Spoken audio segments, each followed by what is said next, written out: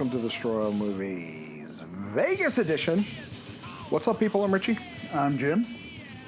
And we are in Vegas. Yes, we are. Where we just saw Mandalorian And Grogu doing a live show. We haven't done one of these in a while. Yeah, this instant reaction. Actually, we saw it few hours ago. So it's not instant No, reaction. it's definitely not instant. Yeah. We're enjoying a Perrier.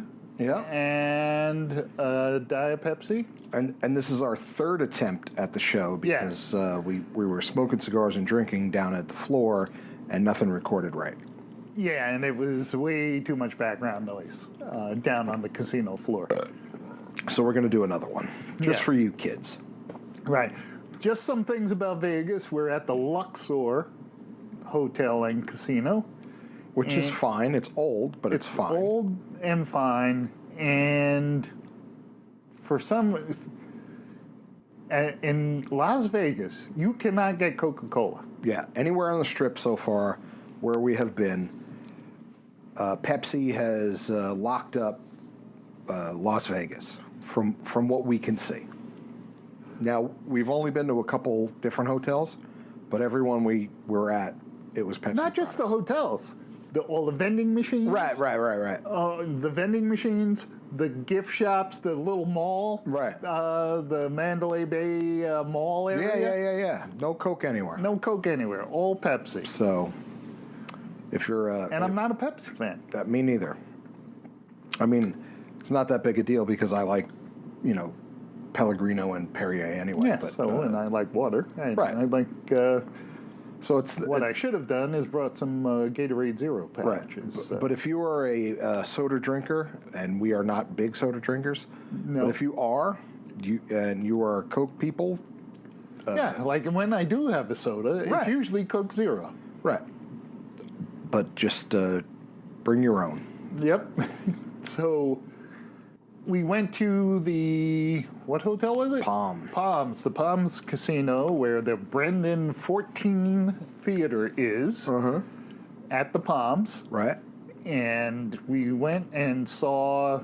The Mandalorian and Grogu. Another thing about Vegas is everything is kiosks. Yes. When we checked into the hotel, you don't check in with humans. Nope. They're all kiosks. And it only took 2 hours to check in. Yeah, only. We're not exaggerating. Right. It took 2 hours to check in. It literally took 2 hours to check in. That was funny. Yeah, I'm saying, boy, I can... Even all the casino, most of the casino games are automated. Yeah. And they even have these giant Roombas riding around cleaning the rugs. Right. So, security. We're not talking about Allegiant Stadium, which looks like a big Roomba. It does, which we can see out our back window here at the Luxor, where you travel at a 30-degree angle for your elevators, which is, it's not as weird as everybody makes it out to be either. Right. It's not that big a deal. There is a couple of moments when you're on the elevator where you feel it moving sideways. Right. But that's it. Right. But everyone's freaking out like it is like they're on a fucking roller coaster. Like it's the fucking Jetsons. Yeah. I mean, people scrunching up their faces and wincing and stuff like that. I said, do you do that in a normal elevator when you feel the acceleration? Yeah. We had one girl almost have a straight panic attack. Oh, yeah. She was freaking out. She's like, oh, my God, I don't know what to do. I said, well, just stand here. You just stand here, and then it'll stop, and then you'll get off. Right, and the doors are open, and you'll be just fine. like a normal elevator. But, But the Luxor does need to either upgrade some of their stuff or... Yeah, they need a refresh because... Or burn this thing to the ground and start over. Well, all the elevators have like this vinyl gold covering on the doors and stuff, and it's all peeling off. Yeah, not one of them is excuse me, is clean, where every one of them is peeling. Yeah. So, and I peeled some off too. I'm not gonna lie. Yeah, and panels missing. Yeah. Yeah. So this hotel could use a refresh. Yeah. So it's hot as hell. I went over to the Brendan, and It's not hot. It's warm. It's been over 100 steadily. Right. It's warm. 105, 103, 100. 107. Yeah, that's not warm. That's warm to Richie because he lives in Arizona. It's not 125 fucking degrees. Yeah, it was a lovely summer night breeze we had last night. Yep. So we went, I say again that we went and saw Mandalorian and Grogu. There were some previews. Did anything stand out? Supergirl was the only one that really... Oh, yeah, Supergirl preview. Which, although I am looking forward to seeing it, I thought... I am. Okay. Whenever you saw Crypto, he looked CGI, like bad CGI. Like, yeah. You can tell that's not a dog movement. Right. Yeah. I'm not looking forward to seeing it at all. There was nothing about it that I was like, man, I want to see that. You don't want to see Jason Momoa as a Lobo? Who's Lobo? Lobo is this character. He's like a space biker. Oh, okay. And he's a bounty hunter. Oh, okay. Yeah, so that... Like Mandalorian. Yeah, except he rides around on a big space hog. Oh, okay. And he's strong and he's got superpowers and shit like that. And he hunts down people and captures them or kills them. Okay. Yeah, so... Yeah. He's both Aquaman and Lobo. I only know Lobot. Yes, Lobot from Star Wars. Empire Strikes Back. Right. With his big... The guy with the funky... with his big earphones on. Earphones on. So... But Lobot was not in Mandalorian and Grogu. No. Which, since this is the third time, we'll say it again, could have been 3 good episodes. Yeah, you could see where these had to have been written as episodes. Right, I agree. Because you can see the demarcation between one episode and the next. 100%. 100%. Because there's a big opening, and it's about Mando's working for the New Republic as a bounty hunter, but his bounties are all former Empire officers that they're looking for, and he's hunting them down for the New Republic. Right, because he's tired of working for criminals. Yeah, so it opens up on one of those missions where he's hunting down a Empire dude who's acting like a warlord. Right, who's taking more tribute, as he calls it, instead of payment than he should be. Right. Because all the other townships are working at a deficit. But he's still protecting them. So he feels that he should take whatever he wants. Yeah, so Mando shows up. That guy bugs out. Right. Because Mando's just like cutting through fucking stormtroopers like nobody's business. Yeah. If the Empire was around and, I was looking for a job, it would not be a stormtrooper. No. That's instant death. You know where like if I was like, I'm going to apply to the Empire because I have to. It's Coruscant. It was the only place that was safe. Right. Yeah. Because every other place, like, don't put me on a Death Star or a ship because you're just going to blow it up. Right. Like Cyril from Andor. Yeah. I did a nice desk job. Nice desk job. Yeah. Yep. Just do a couple things. See, that's what killed Cyril, because he couldn't give up.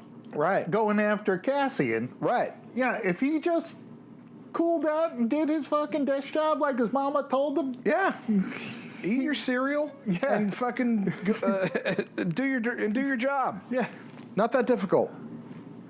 So Mando goes after him, then it's like they broke out all of the things that you liked about Star Wars and they shoved them all in this movie, like putting Imperial walkers and putting in land speeders and putting in X-wings and right. And there was a couple things that like I don't get, that like if I was a stormtrooper and I had to ride that one, it was like the AT-ATs, the small ones. Yeah, only it was like a ride-on. Yeah, it was like a bike style, and it moved just as slow. And I was like, so the Empire, for the most part, always had slow shit, and they always when they were attacking, never attacked straight off. They always like had to go far away and then come to attack. Yeah. So like you're right, because he's riding on that thing and that thing's like hopping around like he's on the back of a kangaroo or something. And it's slow. It's like fucking get a snow speeder or something, one of those. 100. You'll be flying all over the place. You don't have to worry about the ground. Right. It has poor balance. Yeah. It's like, slow. So it's an impractical weapon. It is. and it's funny because, like, the New Republic or the Old Republic too, and even the Rebels, never had anything that was slow. Right. Everything fast. Snow speeders, X-wings, right. Y-wings, and U-wing. We see a U-wing in this again. Yeah. That Cassian Andor ship. Right. But it has the dude from Dave Filoni. Yeah. Oh, Dave Filoni. No, the sidekick. From Rebels. From Rebels, the big guy with the pointed ears. I don't know his name, but he looks like a bat head on top of a really built body. Real built body. Yeah. But he was basically Mando's Chewbacca. Mando's Chewbacca. That was well put. And so Mando takes out 3 Imperial walkers himself. Right. 3 of them. In matter of minutes. Remember when they had trouble with those in Empire Strikes Back? Yeah. And Luke had to go up one and throw a thing in, and But Luke did the same thing. But the thing is, he took out 1. Right. That's Luke fucking Skywalker. Yeah, but he didn't have a jetpack. Yeah, because Mando has a jetpack. Right. He just flies from one to the other to the other. Right, and throws a thermal. That's what I don't get. Why did he stay on that fucking walking thing? I don't know. He had his jetpack. He had his jetpack on at that point. Maybe he was low on gas. Oh, well, that's true. Because he jumps off the side of a friggin' mountain with it. Well, you want to conserve your gas for predicaments like that. Yeah, and he's like, the thing's running around like if you're running downhill and you're, oh my god. Right. It was like watching Wyatt Earp run down the hill in fucking Tombstone. Yeah. With the horse. You're just like, all right. Better if you fly. Totally. Yeah. Takes out 3 Imperial walkers and the dude he's after. Right. And that's the other thing. Why did everything have to look like an Imperial walker?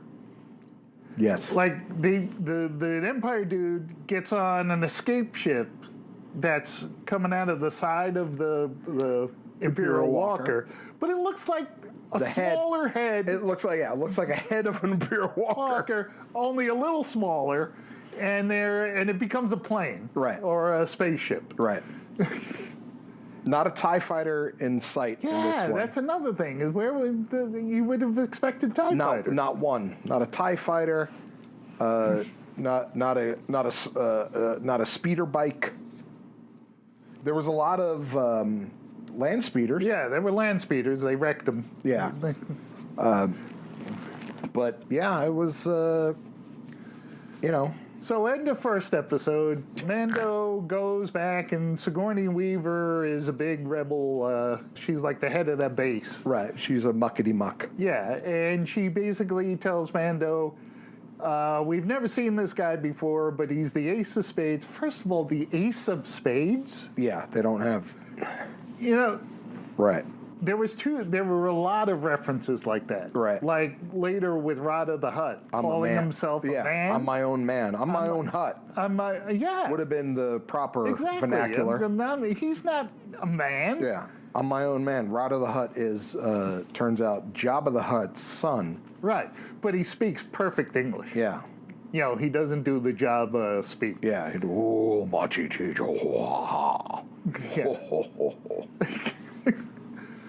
So she basically tells Mando, you got to find this guy and bring him in so we can get information, Right. And he's like the most wanted. Right. But you got to go to the Hutts, you got to go to the twins because they're going to feed you the information.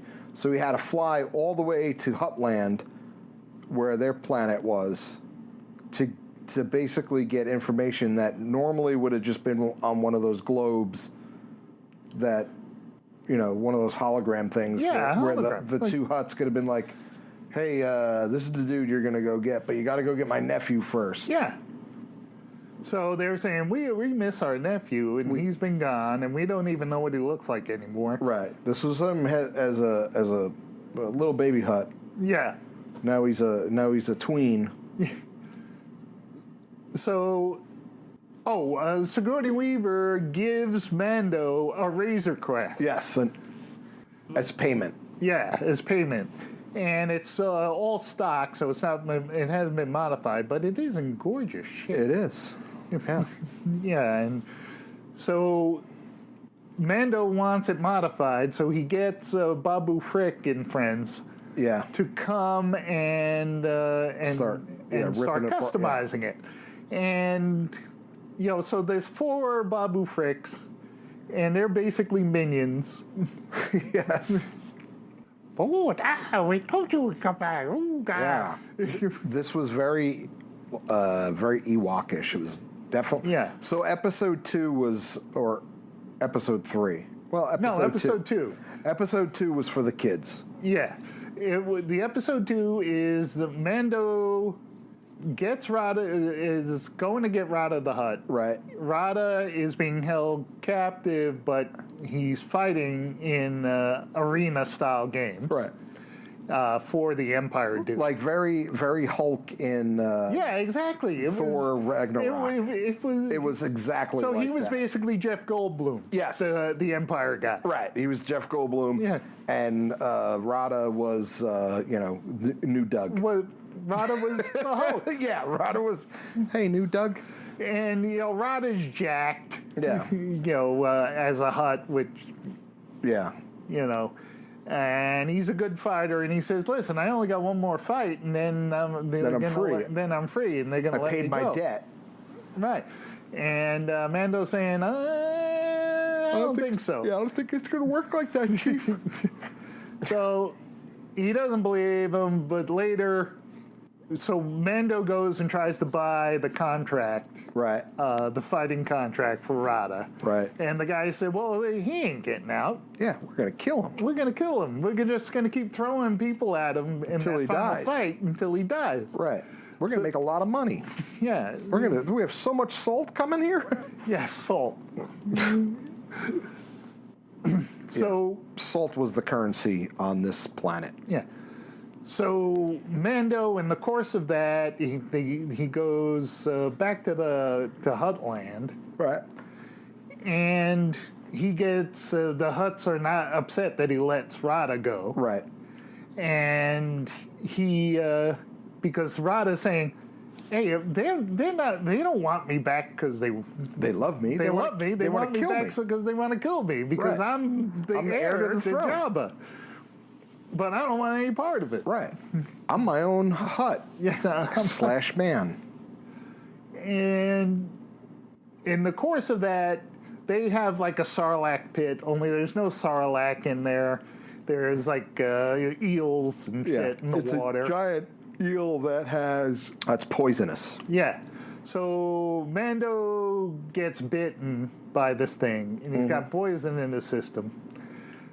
That's when, Episode 2 is the Fricks, the Babu Fricks, right, and Grogu trying to save Mando. And Grogu kind of befriends a local who basically talks to him in Grogu language. He was like happy the baby New Year. He's like, and the guy's like, "Are you kidding me? No, we could. He's poisoned, but we can fix that. Yeah, I'm gonna mix up some paste. Yeah, here's some snozberries and a ciabatta leaf and some aloe. We're gonna mix this and feed him this. Feed him this. He should be right as rain, although he might die. Yeah, it might be too late, but it might work." Yeah, so Grogu goes back and gives him the stuff, and lo and behold, it works. Right. And then immediately, Mando has to fight again. Yeah. Like, he doesn't get a break. Like you said, Mando has the worst luck in this movie because every time he turns around, someone's coming after him or trying to kill him. Yeah. Like, dude cannot catch a break. So, like I do like those little minion dudes. Yeah, they're cute. And I love Grogu. Right. But it was too... And when Grogu is like, hey, we got to go get Mando and shit. Right. There is a equipment montage. Right. Of Grogu gearing up. Yeah. For this assault. Yes. And he's got a chest plate, and he's got thermal detonator. And he's got bombs and shit. Yep. And he's all decked out, ready to go. Yep. And they go to Hutland. Knock the hut. Rada knocks the huts into the Sarlacc pit. Grogu saves Rada by levitating him out of there. Right. And the big eel thing eats the other twins. huts. Yeah. Which you saw the twins from the Book of Boba Fett. Yeah.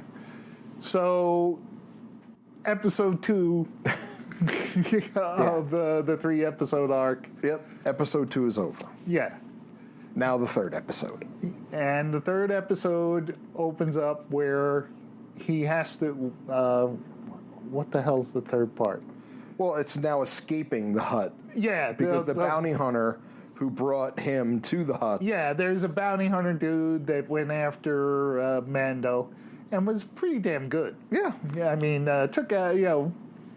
basically handled Mando with no problem. Right. Oh, yeah, and then Mando got... his helmet was taken off again. Yeah, that's right. The Huts take his helmet off. The Huts take it off so they can shame him, basically. Yeah. So we seen you.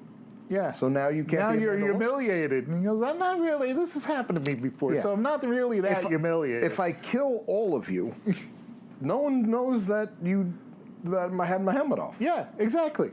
You're the only ones to see. Now you're dead. And then they're like, wait a minute. I thought your Mando people were on the honor system. So, nah. No, we're not that honest. No one alive has seen me with my face Has out. anybody seen you with your helmet off? But the thing Not is, living. Mando, when his helmet comes off, he does not look scruffy. No. He does not have a beard. He does not. He's not unshaven. He doesn't have the 5 o'clock shadow. He's perfect. He is perfectly shaven, and his mustache perfectly trimmed. Absolutely. Well, he takes care. He manscapes, Jim. Yeah, Mando by himself admires his face. Yeah.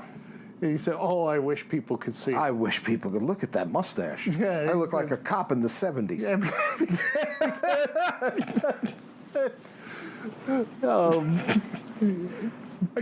People would love this face. Yeah. I don't know why I can't take my helmet off. This is dumb. So Mando's helmet comes off. He gets the Hutt say, "Boy, this thing is priceless." With this Beskar. Yeah. On the black market. On the black market, it's priceless, but they just threw it away. Yeah. Because they figured they would just get it all by killing him. Oh, yeah, that's right. Once he's dead, they'll just collect the armor after. How are they going to get it out of that big eel? When he poops. Oh, okay. Beskar does Well, there you go. Yeah. Just like if a kid swallows a quarter. That's right. It comes out. Yeah. I mean, if he shits out 2 dimes and a nickel, then you have a problem. So Mando gets his helmet back. That was from Grumpy Old Men, by the way. Oh, was it? Yeah, when the dude who played Mickey. Yeah. He's like Burgess Meredith. Yeah, he was like, yeah, she swallowed a quarter. Hey, well, if she craps out 2 dimes and a nickel, then you got a problem. Come on, I want to lay ya. Yeah, come on, I want to lay ya. Come on, you want a licky dicky? You want to? What island? Come on, I want to lay ya. So Mando and Grogu escape from the huts. Right.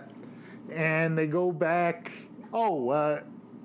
with a little help from the New Babus. Republic, Right, the Babu. the Babu Fricks went and they brought reinforcements. Right. They said, oh, we told you we'd be back, Mando. Yeah, go Bobby. Yeah.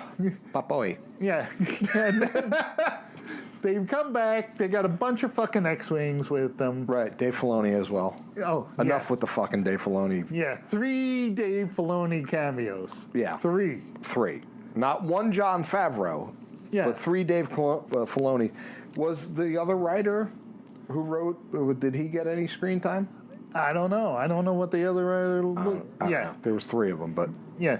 you know why? 3 episodes. But Everyone wrote an episode. But Dave Filoni's wearing his fucking cowboy hat. Right. And I'm going, okay, they have cowboy hats in the Star Wars universe? Well, yeah, because... they got Aces, they got our card games, Right. for apparently, not that Sabacc game that Han Solo won the Millennium Falcon with. Right. Well, in Book of Boba Fett, they had what's his name, Cass Bane or whatever. Cad Bane, I think. Yeah, who's all. Because he had the kind of a quasi cowboy hat and shit. He was all sorts of Doc Holliday. Yeah, that pretty much. Yeah, he was like, I'm your Huckleberry. Yeah. So every time Dave Filoni came on the screen, I'm going, oh my God, that's Dave Filoni. It's not, hey, that's great and fun. Right. It's like, it took me out of the movie every time. The first one would have been fine because he was sitting at a bar with a bunch of people. Yeah. And they just kind of scanned by him. So you're like, Dave Filoni, haha. But then he was in an X-Wing. And then he was in another scene, and it's like, enough, Dave Filoni. We get it. You run Star Wars. So Mando goes back to the base, the New Republic base, Right. and Sigourney Weaver and shit. Sigourney Weaver was flying an X-wing, by the way. Yeah, I know, a blue one. Yeah. So she said, Mando, and Mando goes, listen, I ain't gonna, I've done a lot of this, and things haven't been going right for me. I'm going to take a little break. Yeah.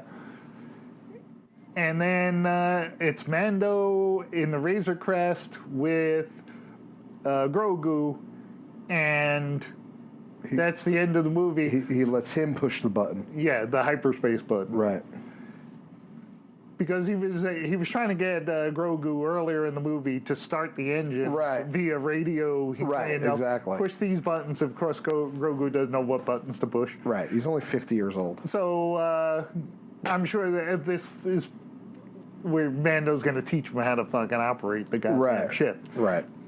So next time, he can start the goddamn engine. In the 4th episode. Yeah. And basically, it's Mando and Grogu from the first season of Mando. Character development-wise, nothing changes for Mando or Grogu. No. Grogu's still a little baby hopping around. Although the kid has a tapeworm because he's always eating. Yeah. I liked when Grogu's trying to get that bowl of nuts. Yeah. That Sigourney Weaver has. Sigourney Weaver had, and she grabs it and pulls it back, and he just goes like he makes that sound. He's trying to force uses the force to pull the bowl of nuts towards him. He's like, hey, snacks. Yeah. And he was even eating those macarons again, those green cookies. Yeah. Yeah, he liked those. And those green cookies came in handy later. Yeah, they did. Yeah. Absolutely. But it was funny because there was parts of it like when Mando got caught multiple times in this movie. Yeah. You never saw him getting back his stuff, yet he had it. That's what I don't get. When he was walking into the arena, all his shit is right there. Yeah, but it was in a cell. It had a force field. Field, right. Oh. But they never showed him going back to getting it. Yeah. Right. Because the thing I brought up earlier is at no point does Mando use those wrist missiles. No. that he had, that would pop out and kill like 20 people at once. Never used that one time in this, and he could have used those. Yep. Because there were plenty of times when he's surrounded by like 100 fucking people. Right. And then,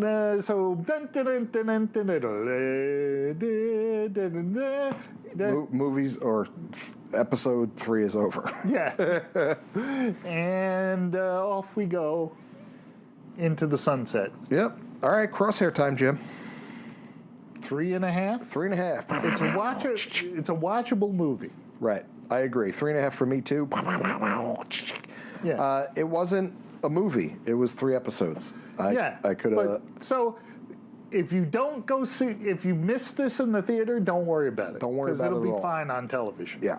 And I got to say, there's a lot of Star Wars in the last 20 plus years Yeah. that haven't been great. There have been flashes of brilliance in it. Yeah. Like Rogue One. And Andor. And I even liked Acolyte only because it showed a different side of the Jedi. Yeah. The show could have been a little better, but it didn't. Could have been a lot better. It could have been a lot better. All right, the show could have been a lot better, but at least it wasn't unwatchable where I was just like, this is ridiculous. Like, even Obi-Wan's show was all right. It wasn't... Yeah, wasn't great. Right. It was all right. If you want to watch a lot of all right Star Wars, that's what you've been getting lately. Yeah. And I love Jon Favreau. I think he's a great director and a great writer, and a lot of the stuff he's done I loved. I don't know if it's Dave Filoni that it's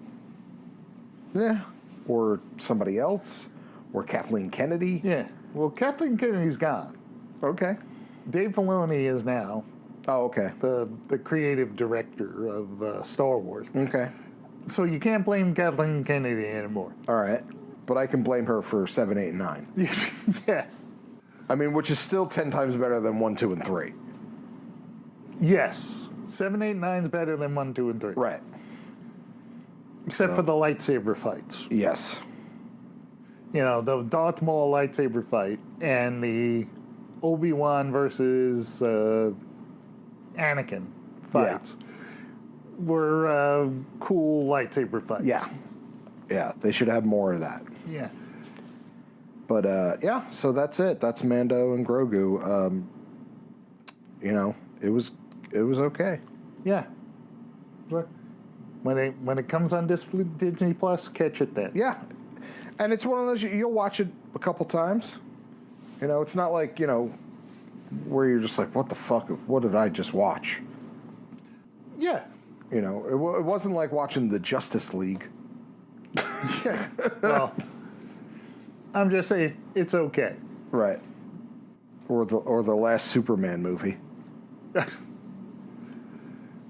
There was, I saw an outtake of, the robot talking to Superman. Yeah, yeah. And that line when he goes, "You should give me a name"? Yeah.